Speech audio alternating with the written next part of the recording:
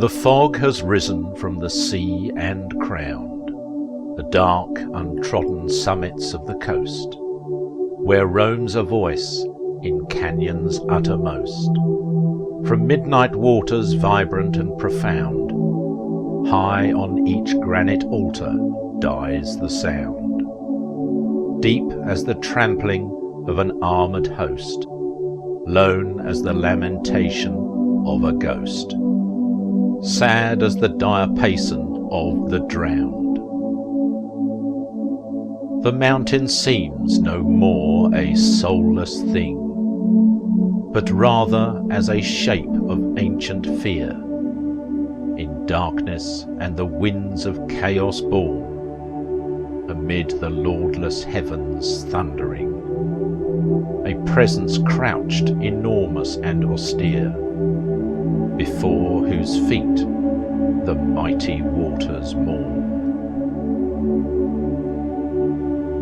The steadfast coursing of the stars, the waves that ripple to the shore, the vigorous trees which year by year spread upwards more and more, the jewel forming in the mine, the snow that falls so soft and light, the rising and the setting sun, the growing glooms of night. All natural things both live and move in natural peace that is their own. Only in our disordered life almost is she unknown. She is not rest, nor sleep, nor death.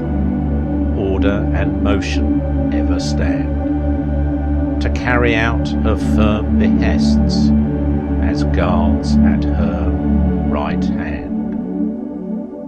And something of her living force fashions the lips when Christians say, "To him whose strength sustains the world, give us thy peace, we pray." Early in the day it was whispered that we should sail in a boat. Only thou and I, and never a soul in the world would know of this, our pilgrimage to no country and to no end. In that shoreless ocean, at thy silently listening smile, my songs would swell in melodies, free as waves, free from all bondage of words. Is the time not come yet?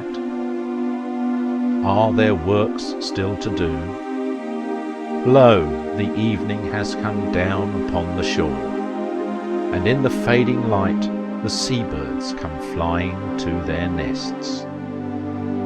Who knows when the chains will be off, and the boat, like the last glimmer of sunset, vanish into the night?